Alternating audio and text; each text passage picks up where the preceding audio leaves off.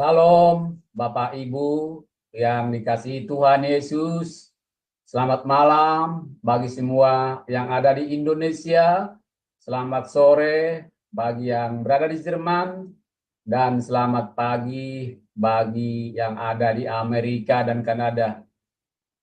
Kita bersyukur kepada Tuhan pada malam hari ini kita bertemu kembali dalam pembelajaran firman di channel YouTube Cahaya Firman. Bersama dengan pembicara kita, Evangelis Jamino Widi Sulistia. Dengan tema kita pada malam hari ini, melayani atau entertain. Ini suatu tema yang menarik yang perlu kita simak. Sebelum memulai pembelajaran firman, kita akan awali dengan doa terlebih dahulu. Mari Bapak Ibu kita berdoa. Bapa di surga yang kami panggil di dalam nama Tuhan Yesus Kristus, kami bersyukur Tuhan pada malam hari yang indah ini kami kembali boleh belajar kebenaran firman. Tuhan, pimpin saya sebagai moderator agar saya boleh memandu pelajaran firman-Mu ini dari awal pertengahan sampai selesai. Berdoa juga buat semua tim yang bekerja. Kiranya Tuhan campur tangan agar semua pembelajaran firman-Mu ini boleh berjalan dengan baik. Berdoa juga buat hamba-Mu, Bapak Evangelis Jamino, sebagai pembicara pada malam hari ini, kiranya tutup bungkus dengan kuasa Roh Kudus-Mu, agar semua firman yang disampaikan berasal daripada Engkau. Terima kasih Tuhan, ampuni segala dosa perbuatan kami, yang kami sengaja maupun tidak kami sengaja, agar kami layak di hadapan-Mu. Di dalam nama Tuhan Yesus Kristus, kami sudah berdoa dan mengucap syukur. Haleluya. Amin. Baik Bapak Ibu, sebentar kita akan mendengarkan profil singkat dari pembicara kita. Ibu Aling dipersilakan. Terima kasih.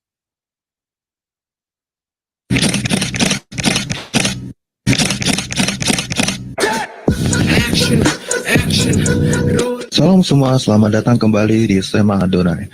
Dan pada kesempatan kali ini kita akan berkenalan dengan pembicara kita, yakni Bapak Evangelis Jamino Widi Sulistia. Dan berikut adalah profil singkat dari beliau. Tanggal lahir Surakarta 28 Desember tahun 1970. Beliau sekarang tinggal di kota Jakarta. Beliau telah menikah dengan Ibu Evangelis Deborah Anggreni Sutanto, dan beliau juga sudah dikaruniai 4 orang anak, yakni 2 putra dan 2 putri. Education. Akademi Keuangan dan Perbankan, Diploma 3 Keuangan dan Perbankan pada tahun 1992. STIE Widya Wiwaha Yogyakarta, Ekonomi Akuntansi pada tahun 1995. STT Sangkakala Salatiga, Magister Teologi Transformasi Sosial pada tahun 2015. Certification. Registered Securities Analyst RSA LSPPM pada tahun 2019. Certified Risk Associate CRA PT Mitra Finance pada tahun 2020. Dan sekarang beliau sedang menempuh Certified Forensic Auditor CFRA di LPPFA Jakarta.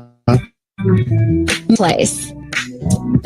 Kepala Administrasi Cabang KEC di PT Marga Nusantara Jaya pada tahun 1997. Branch Manager at PT Adira Quantum Multi Finance Danamon Group pada tahun 2012. Head of Operation GM at PT Multi Retalindo Kawan Lama Group pada tahun 2016. GM Operation at PT Industrial Band pada tahun 2021, dan saat ini beliau menjabat sebagai GM Finance at PT Maritim Timur Perkasa. Ministry. Pengurus Persekutuan Mahasiswa Kristen PMK Akademi Keuangan dan Perbankan Surakarta pada tahun 1986. Pengurus Persekutuan Alumnus Gamaliel PAG Chapter Semarang pada tahun 1991. Ketua Departemen Pemuda GPI Gajah Mada Satelit Semarang Barat pada tahun 2002. Wakil Gembala Sidang Perhimpunan Injili Baptis Indonesia Purwokerto pada tahun 2006. Ketua Gerbang Pemulihan Ministry Purwokerto pada tahun 2011, dan menjadi evangelis di Cahaya Kasih Ministry CKM Banten sejak tahun 2021.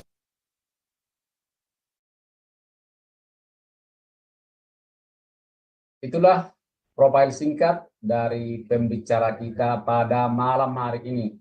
Baik Bapak Ibu, saya akan menyapa beliau. Salam, selamat malam Pak Widi, apa kabar? Shalom Pak Sam, selamat malam, kabar baik Pak Sam, puji Tuhan. Ya, puji Tuhan Pak Widi, sama-sama kiranya Pak Widi selalu dalam penyertaan Tuhan di dalam setiap pekerjaan Bapak dan juga pelayanannya. Dan sekarang waktu selanjutnya saya serahkan kepada Bapak untuk memaparkan tema kita pada malam hari ini. Saya persilakan Pak, terima kasih. Baik, terima kasih Pak Sam.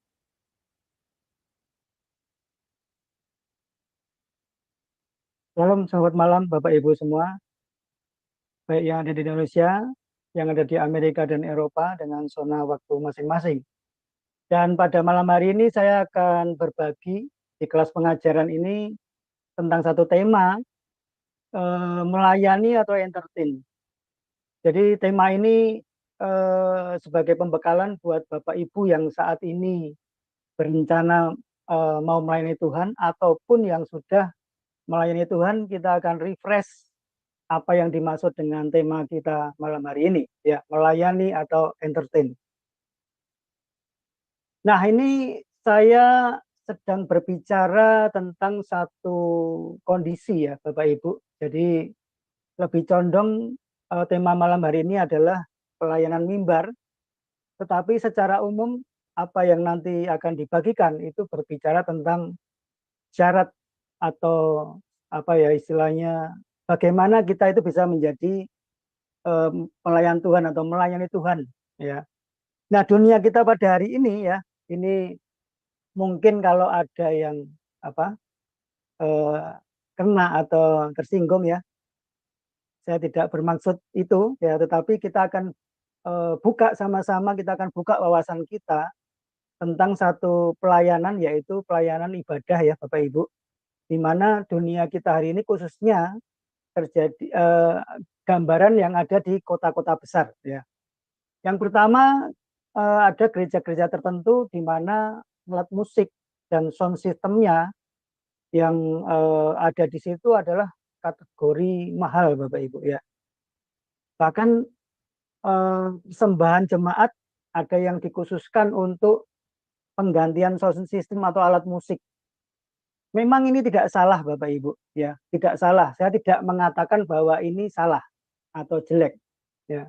Bahwa dalam satu ibadah kita perlu yang namanya sarana dan prasarana. Tetapi apakah perlu alat musik dan sound system semahal itu Bapak Ibu ya. Lalu juga ada kondisi di mana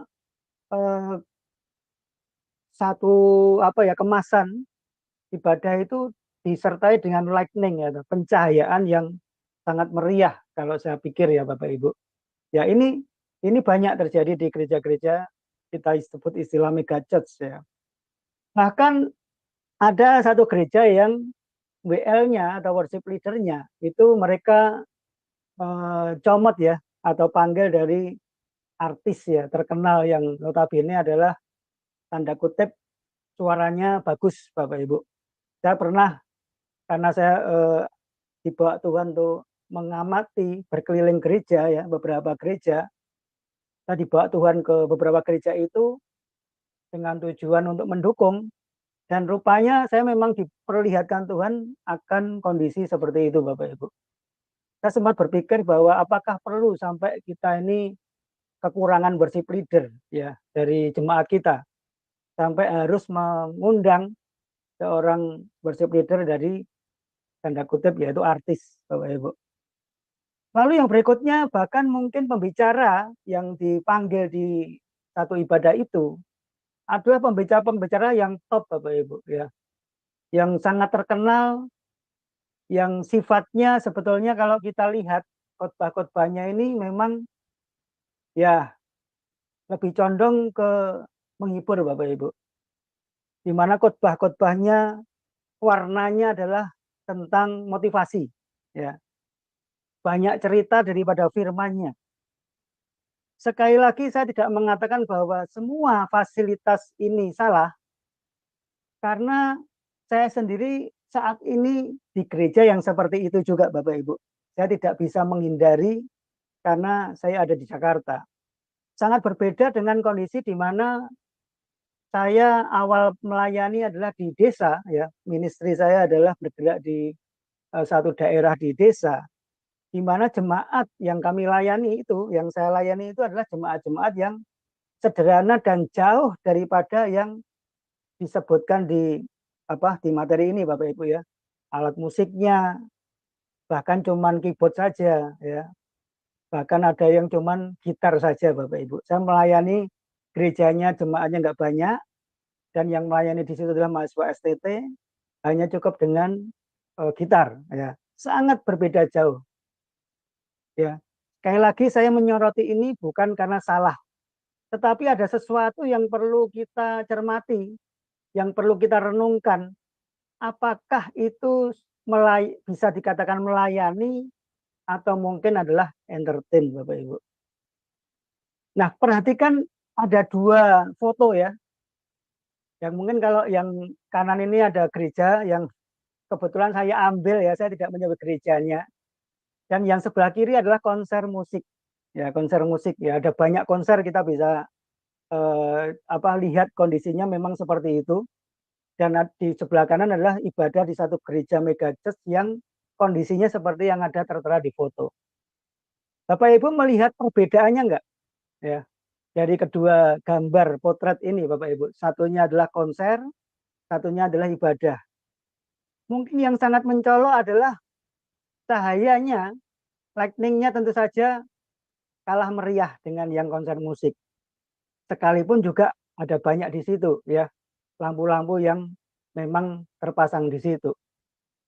Sekali lagi teknologi tidak salah, Bapak Ibu, untuk menarik jemaat, apalagi kalau kita bicara tentang jemaat anak muda ya, youth ya. Youth itu cenderung dia bosan di satu kondisi yang monoton ya. Jadi kalau ibadah dengan perlengkapan segala fasilitas seperti ini, tidak salah kalau untuk menarik jemaat itu. Tetapi yang saya masukkan di sini, apakah melayani dan entertain itu sama atau berbeda jauh, Bapak Ibu? Nah, kita akan lihat ya, kembali lagi kita harus patokan standar kita adalah firman Tuhan. Firman yang sudah tertulis lengkap di Alkitab. Alkitab adalah firman Allah. Alkitab itu bukan Alkitab, bukan berisi firman Allah, tetapi Alkitab itu adalah firman Allah. Ini adalah satu kebaktian atau ibadah yang pertama kali ya ketika Tuhan Yesus lahir di dunia ini. Injil Matius 2 ayat 10 sampai 11. Ketika melihat bintang itu, mereka sangat bersukacita. Mereka masuk ke dalam rumah itu dan melihat anak itu bersama Maria ibunya. Lalu sujud menyembah dia. Mereka pun membuka tempat harta bendanya dan mempersembahkan persembahan kepadanya, yaitu emas, dupa, dan mur, Bapak Ibu. Nah, perhatikan, kita tentu sudah tahu ceritanya, Bapak Ibu. Setiap Natal kita sering disampaikan atau mendengar tentang khotbah ini, Bapak Ibu, yaitu Yesus yang lahir di palungan. Ya, ketika Maria dan Yusuf mencari tempat penginapan, mereka tidak mendapati. Dan satu-satunya tempat yang mereka peroleh adalah kandang ya, kandang di mana di situ ada palungan. Nah, perhatikan di sini Matius 2 ini ada kata bersukacita, lalu ada kata menyembah, dan ada kata persembahan. Ya, ini semua adalah gambaran ibadah Bapak Ibu yang sangat sederhana. Mereka bukan di gedung yang mewah, bukan di tempat penginapan yang mewah, bukan di bait Allah yang mewah, tetapi di kandang domba, ya di palungan, Bapak Ibu. Nah, setiap kali perjumpaan kita dengan Tuhan, setiap kali kita ibadah, itu tentunya harusnya bersukacita, Bapak Ibu. Seperti orang-orang Majus ini. Ketika melihat bintang itu, mereka sangat bersukacita. Lalu mereka datang kepada melihat anak itu, yaitu Yesus Kristus, bayi Yesus Kristus. Dan mereka juga sujud menyembah dia. Setelah sujud menyembah dia, ada penyembahan di situ. Kemudian orang Majus ini membuka tempat harta bendanya dan mempersembahkan persembahan yang luar biasa, persembahan yang benar-benar total ya, sebagai bentuk sukacita, sebagai bentuk penyembahan mereka memberikan persembahan berupa emas, dupa, dan mur, Bapak Ibu. Kondisi ini sangat jauh dengan yang namanya entertain tadi, Bapak Ibu ya. Sekali lagi, saya tidak mengatakan teknologi tidak boleh digunakan. Kita boleh gunakan sebaik mungkin, tetapi jangan sampai melupakan apa itu esensi melayani. Ya kalau kita perhatikan tadi ibadah yang demikian gebiar tadi, pertanyaannya apakah setiap orang yang datang ke ibadah seperti itu, mereka sungguh-sungguh merasakan Tuhan, Bapak Ibu? Atau mereka sungguh-sungguh mendapatkan sesuatu? Atau mereka terhibur karena kemasan ibadah yang demikian menarik, demikian gemerlap, WL yang suaranya bagus sekali, Bapak Ibu? Tentu itu satu sikap yang salah, Bapak Ibu. Dan kita lihat bahwa entertain itu fokusnya hanya kepada manusia. Ya, fokusnya hanya kepada manusia. Dan mengaburkan yang namanya esensi pelayanan. Bahkan saya melihat gereja-gereja seperti itu. Terutama juga yang saya pahami adalah, yang saya lihat sendiri adalah di gereja yang sekarang ini saya beribadah. Itu banyak sekali orang-orang yang demikian ingin punya ambisi untuk naik ke panggung, Bapak Ibu, ya. Ke panggung yang tadi dengan gemerlapnya lightning dan alat musik yang lengkap ya. Semua alat musik di situ lengkap, keyboardnya 2, ya macam-macam, Bapak Ibu. Dan kalau orang berambisi seperti itu, saya khawatir mereka tidak ngerti yang namanya pelayanan, Bapak Ibu. Belum tentu mereka memiliki hati yang sungguh-sungguh melayani. Saya tidak sekedar ngomong, Bapak Ibu, karena saya pernah menjadi bertugas sebagai worship leader. Ya, belum saya menjadi pembicara. Saya pernah menjadi singer dan worship leader, Bapak Ibu. Bagaimana tidak asal naik, tetapi saya dibekali lebih dulu dengan basic firman. Basic penyembah, basic pemuji itu seperti apa? Bukan sekedar suara bagus, bukan sekedar skill menyanyi yang hebat, Bapak Ibu. Tetapi karena kita melayani Tuhan, maka kita harus belajar yang namanya ada prinsip-prinsip atau esensi pelayanan. Ini yang saya maksud bahwa teknologi semua itu tidak salah dipakai, Bapak Ibu. Kita berada di zaman yang demikian canggih ya, sound system yang semakin mahal, suaranya semakin empuk, Bapak Ibu. Tetapi kita jangan lupa, ada dasar, ada syarat penting untuk kita bisa benar-benar menghadirkan Tuhan melalui pelayanan kita di mimbar. Ada 9 kurang lebih, Bapak Ibu, esensi melayani. Saya ambil yang secara umum ya, ini tidak hanya berbicara tentang tadi ya, mimbar, tapi ada banyak poin sebetulnya esensi melayani, tapi mungkin akan sangat panjang. Saya ambil yang inti-intinya saja. Di dalam Injil Markus 10 ayat 45 dikatakan, karena anak manusia juga datang bukan untuk dilayani, melainkan untuk melayani dan untuk memberikan nyawanya menjadi tebusan bagi banyak orang, Bapak Ibu ya.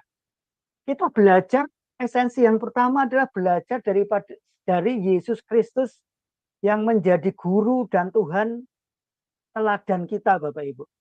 Dikatakan anak manusia datang bukan untuk dilayani, melainkan untuk melayani. Nah, esensi pertama melayani, kalau kita melayani di mimbar ataupun pelayan-pelayan lain, maka posisi kita ini adalah melayani dan bukan dilayani, Bapak Ibu. Ada berapa banyak pelayan Tuhan yang memposisikan dirinya dilayani dan bukan melayani. Ya. Contohnya ya bisa disebutkan Bapak Ibu, ada banyak ya. Contoh aja Bapak Ibu, kita pelayan yang melayani atau dilayani. Ya mungkin kalau kita sebagai pembicara di satu undangan gereja, kita diingatkan gitu ya Bapak Ibu. Kita diingatkan, di reminder. Mungkin nanti kendaraannya seperti apa, naik apa dan sebagainya. Benar-benar dilayani Bapak Ibu, bukan untuk melayani. Nah, inilah salah kaprah Bapak Ibu. Jadi Yesus saja yang Tuhan, guru dan juru selamat kita, dia itu datang ke dunia ini bukan untuk dilayani, tetapi melayani. Ya. Jadi kita harus mengerti esensi dasar ini, bahwa kalau kita berani melayani di mimbar ataupun di posisi-posisi lain, tempatkan diri kita ini sebagai benar-benar pelayan yang melayani. Ya, kita tidak mungkin memberikan nyawa kita, Bapak Ibu, seperti Tuhan Yesus ya. Cukup hanya di melayani ya, bukan untuk dilayani. Kalau melayani itu semua kita benar-benar memposisikan diri sebagai melayan.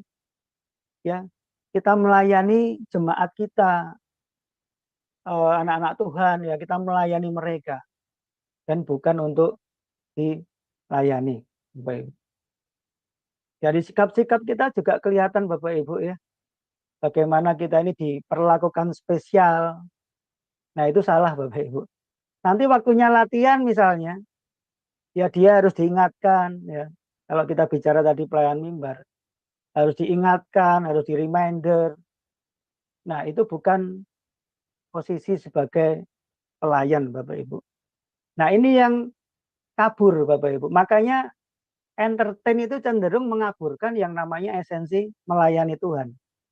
Lalu yang kedua, Kisah Para Rasul 10 ayat 38 dikatakan, yaitu tentang Yesus dari Nazaret, bagaimana Allah mengurapi dia dengan Roh Kudus dan kuasa. Dia yang berjalan berkeliling sambil berbuat baik dan menyembuhkan semua orang yang dikuasai iblis, sebab Allah menyertai dia. Yang kedua, kita melayani dengan kuat kuasa daripada Roh Kudus, Bapak Ibu. Ya. Kalau kita mengabaikan ini, kita tidak minta kuasa Roh Kudus turun mengurapi kita sebagai pelayan tadi, maka yang ada adalah kita melayani dengan kekuatan kita, dengan daging kita, Bapak Ibu. Dan pelayanan yang seperti ini akan capek Bapak Ibu, karena tidak ada kuasa Roh Kudus yang bekerja, yang kita undang di dalam kita. Jangan meremehkan yang namanya pelayanan apapun Bapak Ibu, apalagi di mimbar. Ya, di gereja tertentu setiap kali pujian dinaikkan, setiap kali penyembahan dinaikkan, akan bisa dibedakan Bapak Ibu ya. Apakah pujian itu ketika worship leader memimpin pujian itu rasanya ya, tanda kutip ini ya Bapak Ibu, berat ya. Para jemaat yang datang tidak mengalami atau merasakan Tuhan hadir di situ. Tetapi ketika ada worship leader yang dengan persiapan yang sungguh-sungguh dan mengerti esensi melayani ini, maka sebentar saja jemaat yang menaikkan pujian itu akan merasakan satu sukacita, satu damai sejahtera, bahkan seringkali juga terharu ya Bapak Ibu, keluar air mata ketika menyanyikan lagu-lagu tertentu Bapak Ibu. Ya, itu sangat bisa dirasakan sekali. Jadi kuasa Roh Kudus ini penting Bapak Ibu, karena kita melayani Allah yang adalah roh, Allah yang tidak kelihatan ya. Karena tanpa kuasa itu maka tidak akan terjadi kesembuhan, orang yang dikuasai iblis lepas ya, orang yang datang dengan kesedihan, tertekan oleh masalah, ketika dia menyembah Tuhan maka ada kelepasan di situ Bapak Ibu. Nah ini esensi melayani yang kedua ini penting Bapak Ibu, terutama status sebagai pelayan, melayani bukan dilayani, dan yang kedua ini bagaimana benar-benar minta urapan kuasa daripada Roh Kudus sendiri. Karena dengan Roh Kudus itu sendiri, Yesus yang disaksikan oleh para rasul dikatakan, Dia yang berjalan berkeliling sambil berbuat baik dan menyembuhkan semua orang yang dikuasai iblis. Kalau Tuhan Yesus tidak diurapi oleh Allah, tidak bersama dengan roh pribadi ketiga yaitu Roh Kudus, maka tidak ada kesembuhan dan kelepasan daripada kuasa iblis, Bapak Ibu. Lalu yang ketiga, Roma 12 ayat 6 sampai 8. Demikian firman Tuhan. Demikianlah kita mempunyai karunia yang berlain-lainan menurut kasih karunia yang dianugerahkan kepada kita. Jika karunia itu adalah untuk bernubuat, baiklah kita melakukannya sesuai dengan iman kita. Jika karunia untuk melayani, baiklah kita melayani. Jika karunia untuk mengajar, baiklah kita mengajar. Jika karunia untuk menasihati, baiklah kita menasihati. Siapa yang membagi-bagikan sesuatu, hendaklah ia melakukannya dengan hati yang ikhlas. Siapa yang memberi pimpinan, hendaklah ia melakukannya dengan rajin. Siapa yang menunjukkan kemurahan, hendaklah ia melakukannya dengan sukacita. Yang menulis surat ini adalah Rasul Paulus yang memiliki banyak karunia Bapak Ibu ya. Dia dipilih Allah untuk memberitakan Injil kepada orang-orang non-Yahudi Bapak Ibu ya. Orang-orang golongan yang tidak bersunat. Sedangkan Rasul Petrus adalah rasul bagi orang Yahudi atau orang yang bersunat. Dikatakan di sini kita mempunyai karunia yang berlain-lainan. Ada karunia bernubuat, ada karunia melayani, ada karunia mengajar, dan seterusnya. Ada karunia menasihati. Yang terjadi sekarang ini kalau kita perhatikan, orang seolah-olah mereka melayani sebetulnya tidak sesuai dengan karunianya. Atau cenderung semua mau diambil Bapak Ibu ya. Ya, tidak ada satu orang pun yang memiliki karunia yang begitu banyak dan tidak fokus pada satu karunia Bapak Ibu. Nanti jadinya apa? Kalau kita melayani tidak sesuai dengan karunia kita, maka jadinya kacau balau dan tidak akan membuat jemaat diberkati Bapak Ibu. Saya ini sekalipun karunia saya juga enggak sebanyak ini Bapak Ibu ya. Terutama saya merasakan bahwa Tuhan memberi saya karunia mengajar. Ya. Walaupun juga bisa melayani. Tapi orang yang tidak memiliki karunia mengajar mencoba untuk menjadi pengajar maka akan kacau ya. Tuhan tidak bisa pakai dia dengan tajam. Demikian juga kalau ada orang yang punya karunia menasihati ayat 8. Kalau kemudian dia coba-coba untuk karunia melayani di mimbar, maka kacau semua Bapak Ibu ya.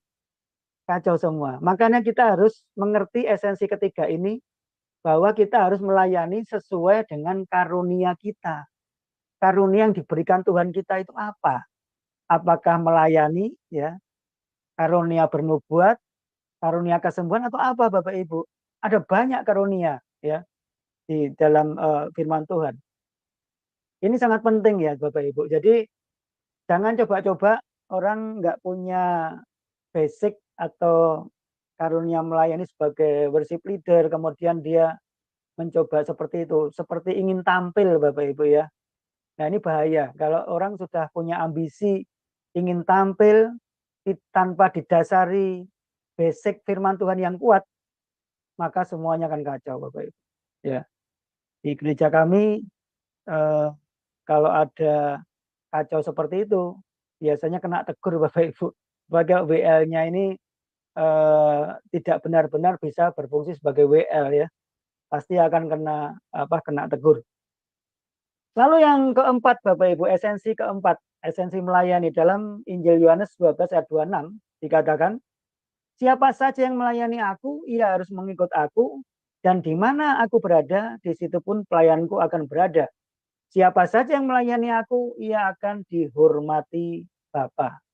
Ayat ini jelas mengatakan bahwa siapa yang melayani aku, Yesus ya, ia harus mengikut aku. Bagaimana caranya kita mengikut Yesus? Dan bagaimana caranya di mana Yesus berada, di situ pun kita sebagai pelayan itu berada.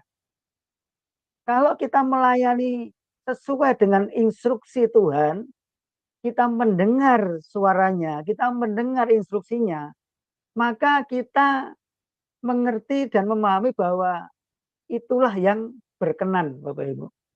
Jadi esensi melayani yang keempat ini kita jangan melupakan untuk mendengar Tuhan, mendengar suara Tuhan. Di mana Yesus berada, maka di situ pun pelayanku berada. Saudara tentu masih ingat bagaimana ketika Yesus punya kebiasaan untuk berdoa di pagi hari ya, pada saat masih gelap ya, dia membiasakan dirinya berdoa. Tetapi ketika murid-muridnya diajak berdoa, murid-muridnya justru malah tertidur. Itu artinya apa? Ketika Yesus ada di situ sebagai dia berdoa, maka murid-muridnya itu tidak sedang berada di tempat Yesus. Artinya dia tidak sejalan dengan apa yang dilakukan oleh Yesus, yaitu berdoa. Ini yang dimaksud ayat ini, di mana orang yang mengikut dia itu harus tahu kemana dia pergi dan kemana dia berada, Bapak Ibu. Nah, kita perlu peka untuk mendengar atau mengikuti instruksi daripada Tuhan. Jadi bukan melayani semau-maunya, Bapak Ibu. Ya. Kalau kita melayani semau-maunya kita tanpa mendengarkan instruksi Tuhan, tanpa mendengarkan suaranya Tuhan, apakah kita ini disuruh atau tidak? Ya, meskipun tadi sudah sesuai karunia, tetapi kalau ini dilupakan, maka pelayan kita tidak akan berdampak menjadi berkat bagi banyak orang, Bapak Ibu. Lalu yang kelima, ini juga tidak kalah penting, ya Bapak Ibu, esensi melayani kelima dalam maaf ini kalau nggak salah sebentar ayatnya saya lupa tulis ya. Sebentar. Jadi kita baca dulu ya Bapak Ibu, ayat 33 sampai 40. Dan ia akan menempatkan domba-domba di sebelah kanannya dan kambing-kambing di sebelah kirinya. Dan raja itu akan berkata kepada mereka yang di sebelah kanannya, mari hai kamu yang diberkati oleh Bapakku, terimalah kerajaan yang telah disediakan bagimu sejak dunia dijadikan. Sebab ketika aku lapar, kamu memberi aku makan. Ketika aku haus, kamu memberi aku minum. Ketika aku seorang asing, kamu memberi aku tumpangan. Ketika aku telanjang, kamu memberi aku pakaian. Ketika aku sakit, kamu melawat aku. Ketika aku dalam penjara, kamu mengunjungi aku. Maka orang-orang benar itu akan menjawab dia, katanya Tuhan, bila manakah kami melihat engkau lapar dan kami memberi engkau makan, atau haus dan kami memberi engkau minum? Bila manakah kami melihat engkau sebagai orang asing dan kami memberi engkau tumpangan, atau telanjang dan kami memberi engkau pakaian?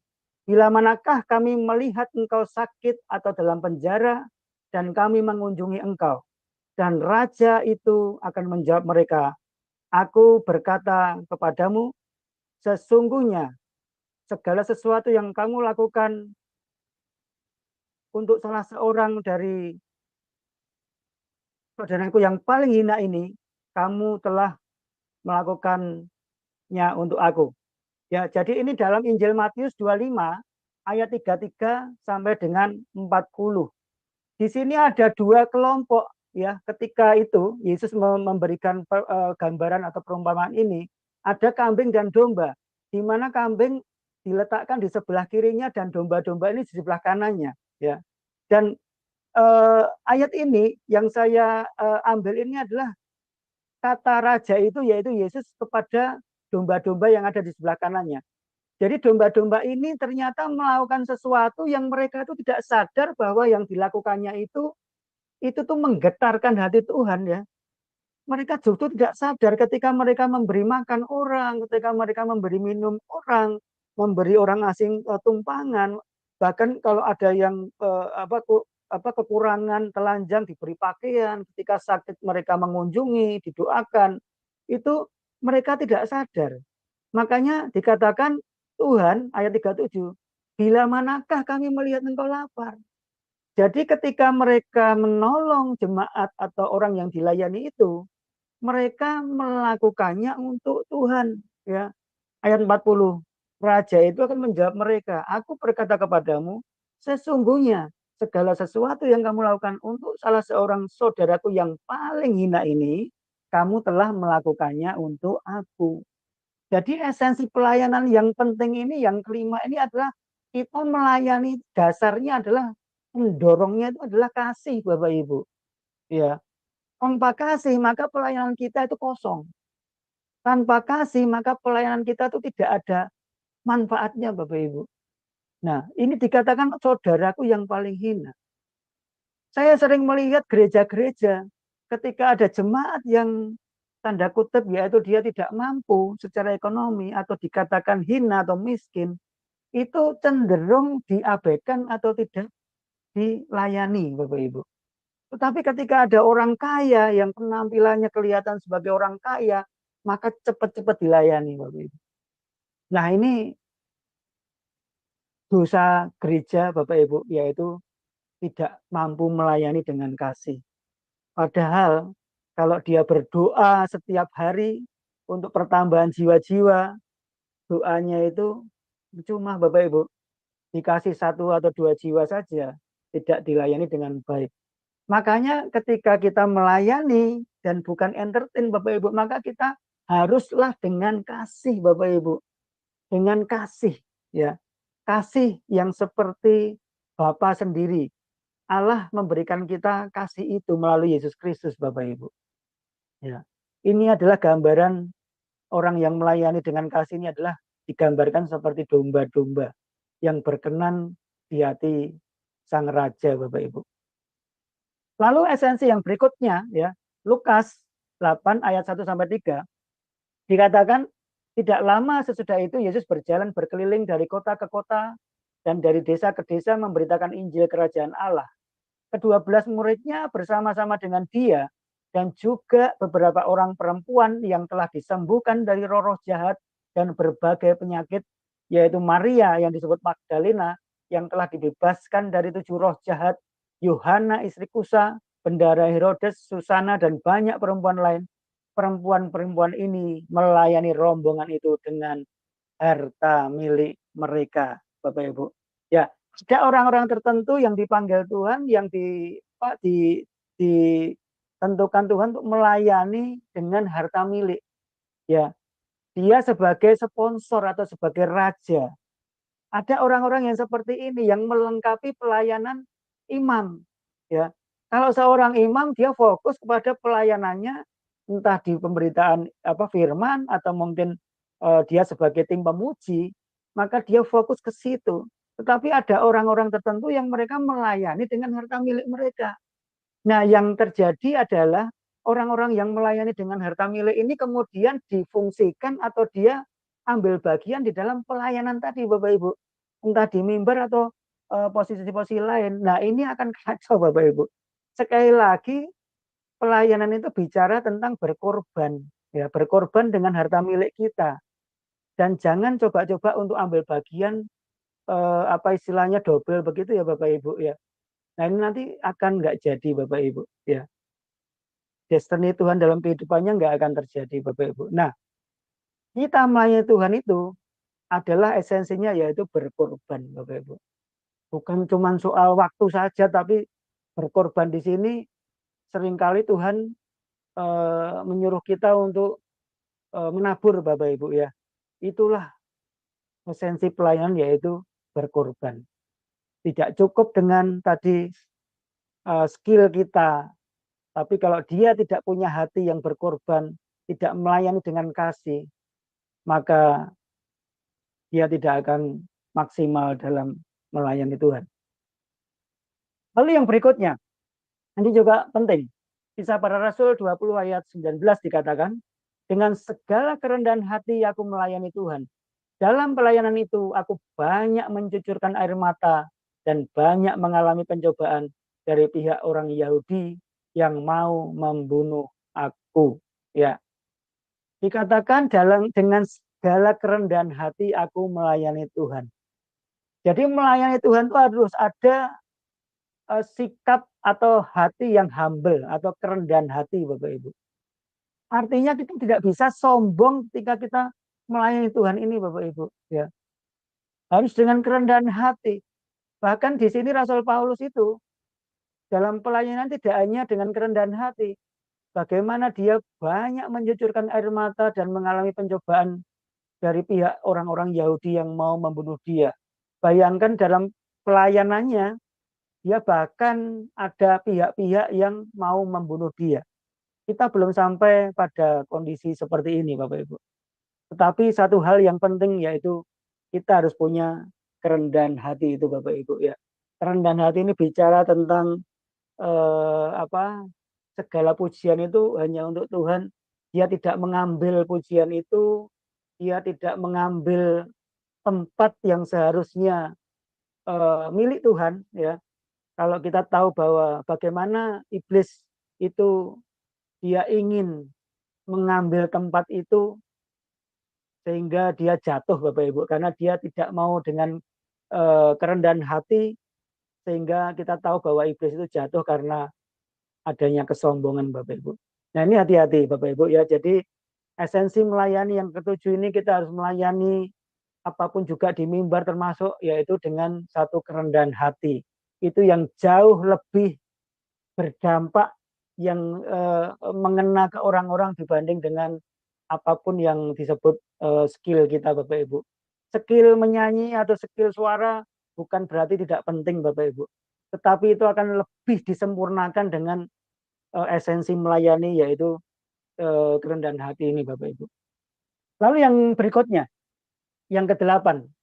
Efesus 6 ayat 5-7 dikatakan, hai hamba-hamba, taatilah Tuanmu yang di dunia dengan takut dan gentar, dan dengan tulus hati, sama seperti kamu taat kepada Kristus. Jangan hanya di hadapan mereka saja untuk menyenangkan hati orang, tetapi sebagai hamba-hamba Kristus yang dengan segenap hati melakukan kehendak Allah, dan yang dengan rela menjalankan pelayanannya seperti orang-orang yang melayani Tuhan dan bukan manusia. Jangan lupa bahwa kita melayani Tuhan, bukan melayani manusia. Kalau kita melayani manusia, maka yang terjadi adalah tadi entertain, Bapak Ibu ya. Cenderung yang ditonjolkan adalah kemanusiaan kita, kemampuan kita, kepandaian kita ya. Dan pelayanan seperti itu tidak kena ke hati Tuhan, Bapak Ibu. Tetapi ketika kita fokus kita adalah Tuhan, kita melayani pribadi, yaitu Raja di atas segala raja, yaitu Tuhan Yesus, maka kita mengerti bahwa itulah esensi pelayanan Kristen yang sejati, Bapak Ibu. Jadi jangan lupa ini, Bapak Ibu, jadi fokusnya adalah melayani Tuhan dan bukan manusia. Ya. Kalau kita melayani Tuhan, kita akan dengan sungguh-sungguh memberikan yang terbaik. Memberikan yang terbaik, bukan yang di luar. Atribut-atribut tadi, Bapak Ibu, ya, alat musik dan sebagainya, itu perlu, itu penting. Tetapi atribut yang di dalam, yaitu hati kita, fokus kita, sikap kita, karakter kita, itulah yang terpenting untuk melayani Tuhan. Lalu yang ke-9, yang terakhir, Bapak Ibu, Markus 1 ayat 33 dan 3-35 dikatakan, maka berkerumunlah seluruh penduduk kota itu di depan pintu. Ia menyembuhkan banyak orang yang menderita bermacam-macam penyakit dan mengusir banyak setan. Ia tidak memperbolehkan setan-setan itu berbicara, sebab mereka mengenal Dia. Pagi-pagi benar, waktu hari masih gelap, ia bangun dan pergi keluar. Ia pergi ke tempat yang sunyi dan berdoa di sana. Perhatikan di sini Tuhan Yesus ada kalanya Tuhan Yesus menyembuhkan banyak orang. Ketika banyak orang berbondong-bondong itu semua dilayani Bapak Ibu, mengusir setan. Ya, bagaimana Tuhan Yesus memberitakan firman, menyampaikan kabar baik kepada mereka. Tetapi ada saatnya Yesus mengambil waktu, yaitu pada waktu hari masih gelap, pagi-pagi benar. Yesus bangun dan pergi keluar. Yang dilakukan Yesus adalah ke tempat yang sunyi dan berdoa. Nah, ini khususnya adalah pelayanan tim pemuji tadi, tim mimbar tadi, Bapak Ibu. Haruslah punya kebiasaan atau gaya hidup doa. Karena tanpa doa, Bapak Ibu, maka tidak ada kekuatan yang ada di dalam diri kita, Bapak Ibu. Karena dengan berdoa itu berarti kita benar-benar menyerahkan hati kita, hidup kita hanya kepada Tuhan, bahwa semua kemampuan itu asalnya adalah dari Tuhan Yesus dan Roh Kudus, Bapak Ibu. Ya. Nah, kesimpulannya Bapak Ibu ada 9 hal esensi pelayanan yang saya bagi hari ini. Ya. Yang pertama, melayani sebagai pelayan. Saya ingat satu istilah bahwa pelayan Tuhan itu adalah jongos, Bapak Ibu. Ya, jongos atau kacung, Bapak Ibu. Tentu tahu ya bahasa Jawanya kacung, Bapak Ibu. Jadi pelayan itu tidak ada yang perlu dibanggakan sebenarnya. Karena pelayan datang untuk melayani dan bukan dilayani. Yaitu sikap yang benar. Yang kedua, kita tidak bisa melayani dengan kekuatan manusia, tetapi kita perlu yang namanya kuasa Roh Kudus. Itu yang akan mengurapi kita, yang akan memampukan kita untuk menjalankan tugas pelayanan. Lalu kita juga harus melayani sesuai dengan karunia. Jangan memaksakan sesuatu yang bukan karunia yang dikasih Tuhan. Itu semua akan menjadi kacau. Lalu yang keempat, kita harus melayani sesuai instruksi Tuhan. Dengar suaranya, dengar instruksinya. Maka kita akan tahu di mana Yesus berada. Di situ pun pelayanku akan berada. Lalu yang kelima, ini adalah penggerak utama kita. Harus ada kasih. Kita melayani banyak orang dengan berbagai karakter. Kalau tanpa kasih, maka kita tidak akan bisa melayani dengan baik. Yang terjadi adalah apa yang kita lakukan ini sebagai entertain, Bapak Ibu. Lalu jangan lupa juga pelayanan bicara tentang berkorban, Bapak Ibu. Ya, kadang-kadang pelayanan itu kita mengeluarkan kocek sendiri, Bapak Ibu, tidak didanai oleh siapapun. Seringkali juga seperti itu. Ya. Lalu yang ketujuh, harus ada kerendahan hati, karena kita ini hanyalah hamba yang melakukan tugas daripada instruksi daripada Tuhan kita. Lalu ini juga penting, kita tidak sedang melayani manusia. Kalau kita melayani manusia, maka yang ada adalah entertain, Bapak Ibu.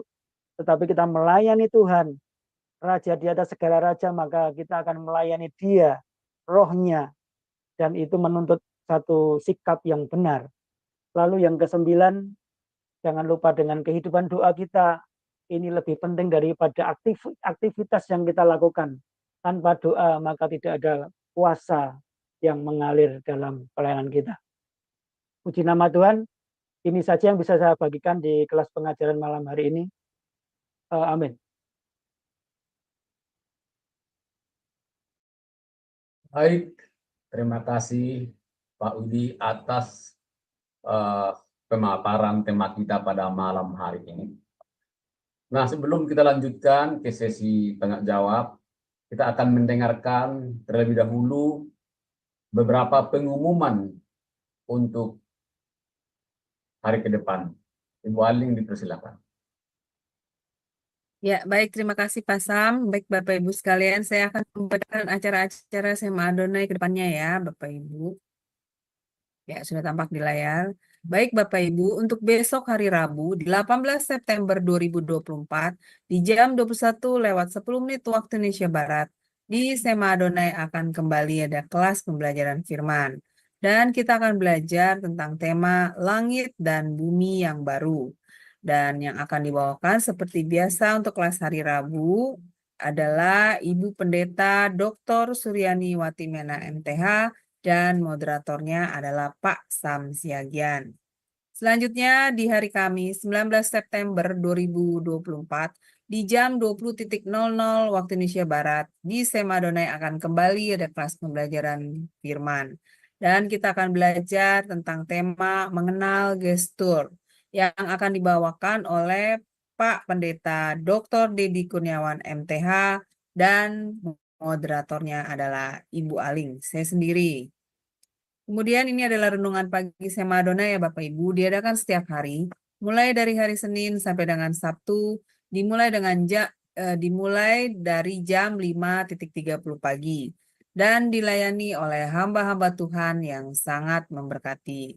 Jadi Bapak Ibu sekalian, untuk renungan pagi Sema Adonai, kemudian renungan pagi dari Bapak Gembala kami sendiri, yaitu Pak Pendeta Daniel Palungan, yang diadakan setiap hari Jumat, 1 kali dalam seminggu, dan juga ibadah online Sema Adonai, hanya Bapak Ibu dapat ikuti lewat channel Cahaya Firman saja.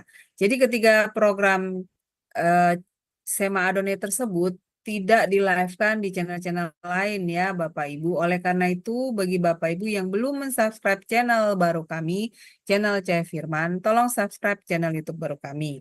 Sehingga Bapak Ibu bisa mengikuti keseluruhan acara-acara Sema Adonai yang di-live-kan di Cahaya Firman. Dan juga tolong bantu share channel Cahaya Firman ini ya Bapak Ibu kepada yang lain. Sehingga semakin banyak juga orang yang bisa mengikuti keseluruhan acara-acara Sema Adonai lewat channel Cahaya Firman.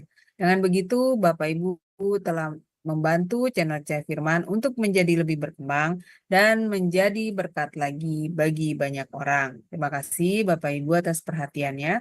Saya kembalikan kepada Pak Sam sebagai moderator. Dipersilakan Pak. Terima kasih Ibu Aling.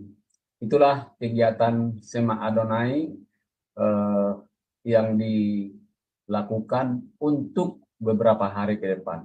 Baik Bapak Ibu, masih ada waktu untuk bertanya.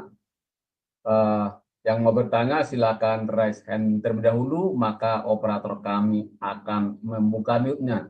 Dan perlu diketahui nanti setelah di-end-kan acara ini, setelah di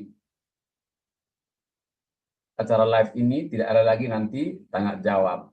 Jadi kalau masih ada tanya jawab bisa sekarang Bapak Ibu, kami tunggu. Dan sebelum ada yang bertanya mungkin saya duluan. Kalau tidak ada yang bertanya, saya terus yang bertanya kepada Pak Widi mengenai temanya pada malam hari ini. Ya, baik Pak Widi, saya sudah mendengar tadi, sudah menyimak, dan saya juga sudah mengalami. Jadi, saya juga, yang tadi penjelasan Pak Widi itu semua ini, tidak ada yang salah. Dunia pelayanan hari ini, alat musik, sound system yang mahal, lighting yang meriah, WL dan artis terkenal, speaker top yang menghibur. Itu sudah saya alami, sudah pernah saya alami. Suatu saat di gereja kami, tanpa saya sebut namanya, dulu ada lampu seperti yang digambar ini, lighting. Kalau zaman dulu kan lampu disco namanya itu. Jadi waktu itu dipasang di gereja, sebagian tidak terima. Saya pun sebetulnya kurang terima. Yang tidak terima itu langsung keluar dari gereja itu. Menurut saya itu bukan jalan keluar. Yang langsung keluar itu kita harus melihat dulu.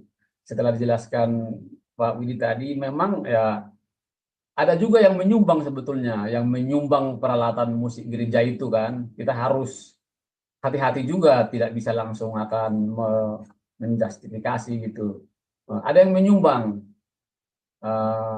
Memang tidak salah. Jadi kalau yang keluar itu sebetulnya itu bukan jalan keluar, yang keluar langsung dari gereja itu.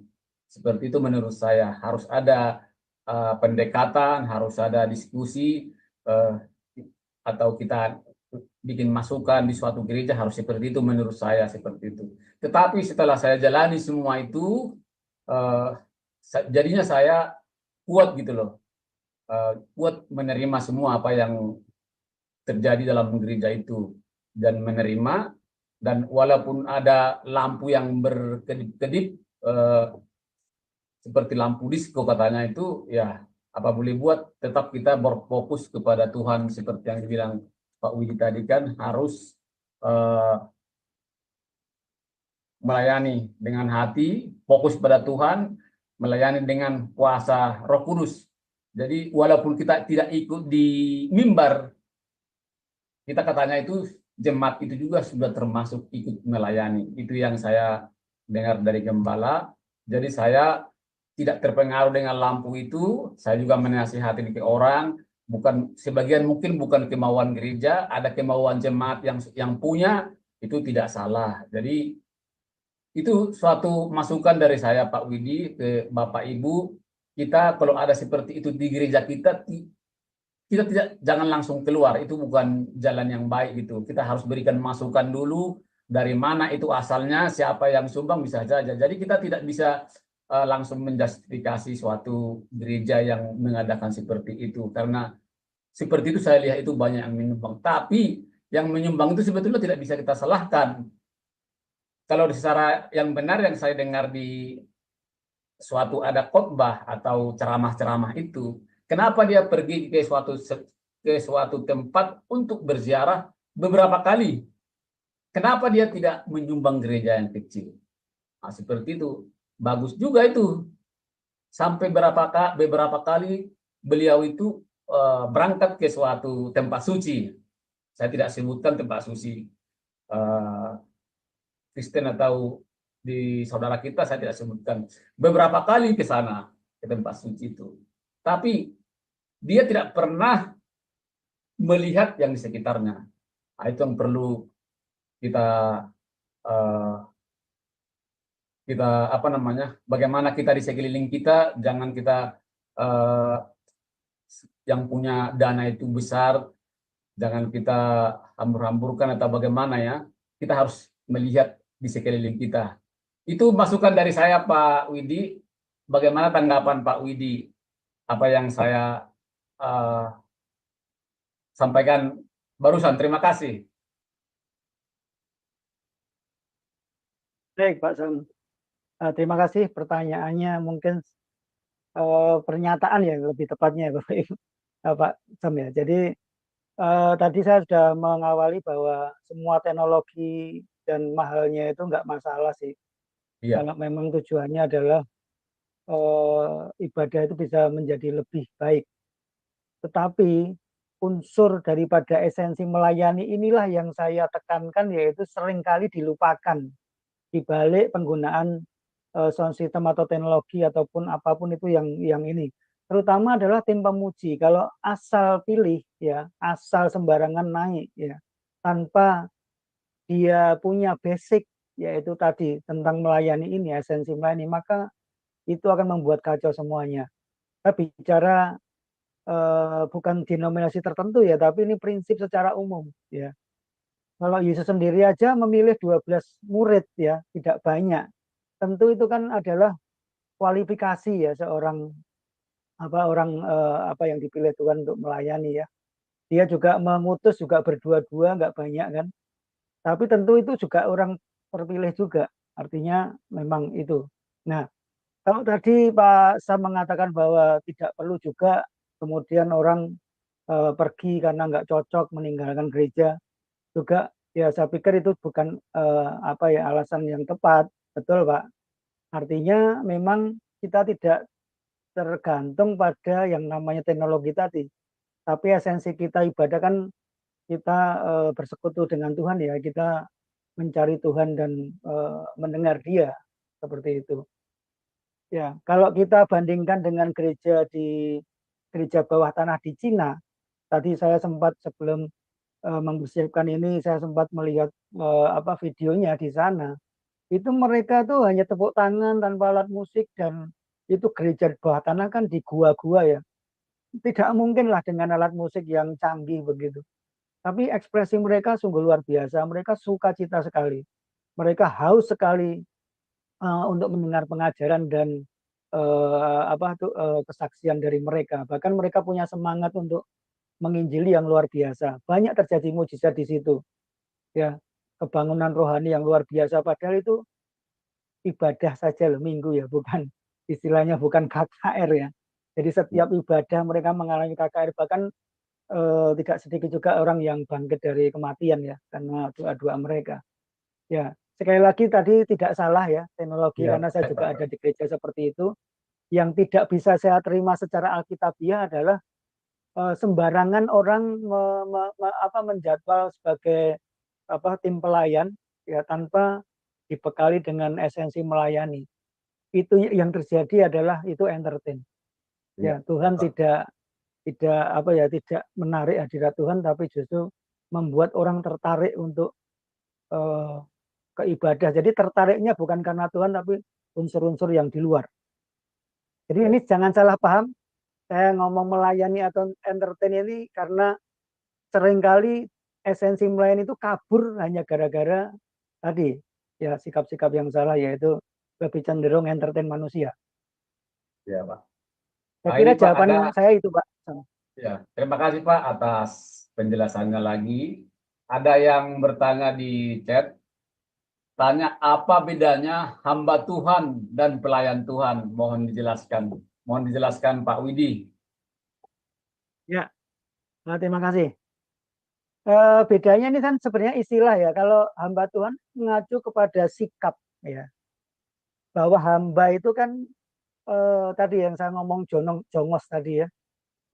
Kacung yang sebetulnya posisinya adalah tidak rendah dan tidak perlu pujian manusia. Tapi kalau pelayan lebih condong ke posisi ya. Pelayan Tuhan itu kan posisi ya. Posisi dia apakah dia lebih ke pekerjaan, tugas pekerjaan Tuhan ya. Kalau hamba itu kan sebetulnya yaitu satu posisi juga, cuman lebih condong ke sifat atau karakter dari hamba itu. Makanya disebut hamba Tuhan.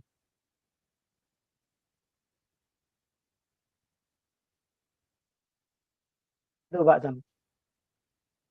Baik, terima kasih Pak Widi. Mungkin yang Pak Timotius Eko mungkin sudah bisa terima. Sudah dijelaskan Pak Widi. Masih ada waktu kita mungkin 5 menit lagi. Kalau belum ada yang bertanya, saya tanya lagi. Apa lagi? Jadi bukan untuk orang lain, sebetulnya untuk saya juga nih Pak, apa namanya, inti-inti daripada melayani ini. Melayani sebagai pelayan, melayani dengan kasih. Ini sangat susah Pak. Sangat susah juga saya lakukan Pak ya, pribadi sendiri. Melayani dengan berkorban memang bisa juga, tapi susah juga Pak. Melayani dengan kerendahan hati. Melayani Tuhan, bukan melayani manusia. Jadi kalau di khotbah sekarang, kalau kita lihat di YouTube ya, di YouTube bukan kita salahkan. Kebanyakan saya lihat ya, karena saya juga saat ini saya sedang belajar Pak, belajar Alkitab itu Pak, belajar Alkitab saya. Jadi yang melayani itu saya lihat kebanyakan untuk menyenangkan manusia, bukan menyenangkan hati Tuhan. Melayani dengan kerendahan hati. Kadang-kadang pelayan itu atau saya, yang pertama saya ambil ke saya yang berbicara, melayani dengan kerendahan hati itu sangat susah. Baik juga singer WL itu tidak gampang. Memuji dan menyembah itu lain katanya. Yang saya pelajarin dari dosen yang mengajar, akan kelihatan bagaimana dia memuji dan menyembah itu. Akan kelihatan seperti yang dibilang Pak Widi itu. Begitu dia memulai pujian itu, kita sudah tahu. Sudah tahu kita bagaimana, apakah ada hadirat Tuhan. Itu kita bisa merasakan. Dan itu juga sudah saya rasakan. Jadi yang saya tanya lagi ke Pak Widi itu, kebanyakan sekarang ini Pak, melayani manusia, menghibur manusia, menyenangkan manusia 70%. Melayani untuk Tuhan hanya 30%. Bagaimana menurut Pak Widi? Ya, Sebetulnya tidak susah Pak melayani Tuhan, tidak melayani manusia ya, karena melayani manusia itu begini Pak. Jadi kita cenderung, kalau kita sebagai pembicara ya, kita cenderung kompromi ya dengan apa yang kita sampaikan, artinya kita takut misalnya nggak dijadwal lagi. Ada banyak hal lah, kita istilahnya tidak disukai lah, seperti itu. Eh, paling paling enak tuh sebetulnya hidden ministry ya. Itu akan lebih mengerti rasanya tidak dipandang atau tidak tampil itu seperti apa. Kalau pelayanan di mimbar kan semua tampil, pasti semua orang pengen. Tapi kalau hidden ministry sebagai pendoa itu tidak tampil, Pak. Baik, Pak. Ya. Dan kalau orang pendoa itu cenderung tidak disebut juga di dalam kepanitiaan kadang-kadang ya. Karena kalau orang nggak punya panggilan sebagai pendoa itu, maka tidak mungkin dia bisa berdiri di balik layar lah ya, istilahnya tidak dilihat orang, tidak dikenal orang. Cenderung yang dikenal adalah pemain musiknya, penyanyinya dan seterusnya. Saya kira melayani melayani Tuhan seperti itu, bukan melayani manusia ya. Jadi cenderung ya tidak berani menegur ya. Ya firman-firmannya, atau dapat pesan dari Tuhan tapi tidak disampaikan. Ya, tidak disampaikan, maka ya itu melayani manusia, Pak. Takut tidak dipanggil lagi ya, itu bolak-balik ujung-ujungnya adalah perut atau uang. Tapi kalau kita sudah sampai pada satu titik kita melayani Tuhan dan tidak melayani manusia, maka kita tidak peduli pendapat manusia, perkenanan manusia, kita tidak peduli lagi. Ya. Jadi dalam pujian ini kalau saya bilang yang tadi entertain itu mengutamakan suara dan musik, Pak. Bukan mengutamakan Tuhan. Bukan nggak penting loh ya. Ya jangan kemudian WL suaranya jelek lalu PD jadi WL, ya jangan, Pak. Saya pun juga waktu itu dilatih teknik vokal juga, walaupun suara saya juga nggak bagus-bagus banget. Tapi mengerti bahwa kita itu imam pujian itu kita berdiri membawa jemaat Tuhan loh, membawa jemaat ke Tuhan. Dan itu tidak main-main. Jadi akan terasa. Nah, kemarin saya satu tim dengan Pak Dedi ya, Pastor Dedi ya. Kemarin Ibu melayani di Pak Dedi itu gerejanya ya jelas nggak ada lighting lah ya. Kita sederhana sekali, musik juga nggak lengkap. Tapi saya tertarik, saya diberkati dengan Ibu yang jadi WL, Pak. Dia benar-benar mengalami Tuhan itu beda banget mimpin pujiannya. Hidupnya penuh dengan Tuhan. Ya. Dia mengalami bagaimana dia terjepit, anaknya autis, dan bagaimana dia itu tegar menghadapi semua itu. Dia melayani Tuhan dengan satu power yang luar biasa. Beda dengan WL yang nggak ngalami apa-apa. Ya dia cenderung ngomong, tapi omongannya ini kosong untuk membawa jemaat untuk semangat begitu. Tidak didasari dengan menghidupi firman itu, ya itulah entertain. Ya. Jadi mengandalkan suaranya, mengandalkan kepintarannya bermain musik. Kalau dia pemain kafe, nggak perlu latihan lagi lah, itu entertain, Pak. Kalau saya nggak berani, kalau latihan ya latihan. Kalau sudah dia nggak komitmen latihan, nggak usah naik. Ya kita juga harus punya prinsip seperti itu juga. Jadi disiplin kalau melayani Tuhan itu melayani dengan serius, karena bukan melayani manusia. Kalau melayani manusia mungkin kita nggak perlu lah latihan, nggak perlu doa dan sebagainya. Ya ini saya kira prinsipnya memang harus kita ini ya nggak bisa diabaikan, sehingga benar-benar melayani bukan entertain. Perhatikan video yang di jemaat di gereja rumah itu ya, gereja bawah tanah di Cina itu luar biasa. Mereka juga dipenuhi Roh Kudus dengan tertib, nggak ada yang nggak ada inilah. Mereka sukacita sekali luar biasa, saya lihat wajah-wajahnya. Kalaupun mereka menangis itu menangis karena dosa, menangis karena ingin beban untuk menginjili orang lain yang belum diselamatkan. Ya itu luar biasa sih kalau menurut saya ya. Tidak ada fasilitas apapun, tapi WL-nya juga orang-orang sederhana itu.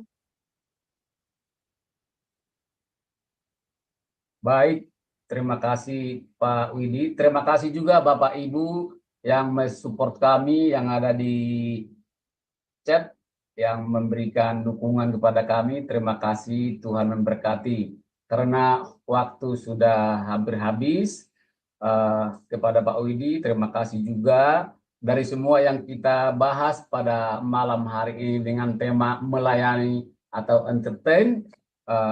Kalau masih ada yang mau ditambahkan Pak Widi sebagai closing statement, bisa ditambahkan dan ditutup dengan dua berkat. Dipersilakan Pak Widi, terima kasih. Oke, closing statement satu firman Tuhan aja yang singkat ya, layanilah Tuhan, biarlah rohmu bernyala-nyala dan layanilah Tuhan. Jadi jangan pernah berhenti untuk melayani Tuhan, tetapi kita harus disertai dengan kelengkapan yang perlu untuk kita melayani Tuhan, karena kita sedang melayani roh Allah, roh yang hidup, pribadi yang bukan sembarangan tapi raja, sehingga kita harus melakukannya yang terbaik. Mari Bapak Ibu Saudara, kita akhiri pengajaran kita malam hari ini, kita tutup dengan doa. Bapak, terima kasih, kami sungguh bersyukur atas segala kasih karunia, kemurahan dan kebaikan-Mu bagi setiap kami. Hamba-Mu sudah selesai Tuhan menyampaikan firman-Mu tentang esensi dasar melayani Engkau Tuhan. Kiranya setiap kami yang mengambil bagian dalam pelayanan kami semakin dibekali, kami semakin mengerti, dan kami mau mengkoreksi hidup kami Tuhan, untuk kami selaras dan seturut dengan firman-Mu.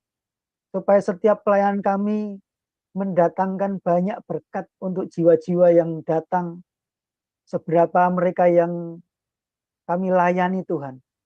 Kami mau pelayanan kami tidak sia-sia, tetapi hanya Engkau saja Tuhan yang menolong kami, memperlengkapi kami dengan segala sesuatu yang baik daripada-Mu Tuhan. Berkati juga kami yang mungkin akan melayani, kami yang akan mengambil bagian dalam pelayanan, kiranya apa yang kami dengar hari ini menjadi satu bekal yang berharga Tuhan. Terima kasih Bapak, terima kasih. Engkau sungguh baik, Engkau sangat baik Bapak. Terima kasih. Mari saudara, pulanglah engkau dengan membawa berkat yang sempurna daripada Allah Bapa, kasih sayang, anugerah keselamatan yang besar dari Tuhan Yesus Kristus, dan penyertaan kuat kuasa daripada Roh Kudus. Dialah memimpin kita dalam setiap pekerjaan kita, dalam setiap usaha dan pelayanan kita, dan dalam setiap keluarga kita diberkati Tuhan dengan segala yang terbaik dari Dia. Di dalam berkat nama Tuhan Yesus kami berdoa dan mengucap syukur. Haleluya. Amin. Amin. Baik Pak Widi, terima kasih pengajarannya pada malam hari ini. Kiranya menjadi berkat bagi kami semua yang mendengarkan di kelas Zoom maupun di live streaming, dan juga nanti yang menonton di channel YouTube Cahaya Firman. Terima kasih juga Bapak Ibu. Sampai di sini pembelajaran firman pada malam hari ini. Sampai jumpa di hari yang akan datang. Selamat malam, Tuhan Yesus memberkati. Salam.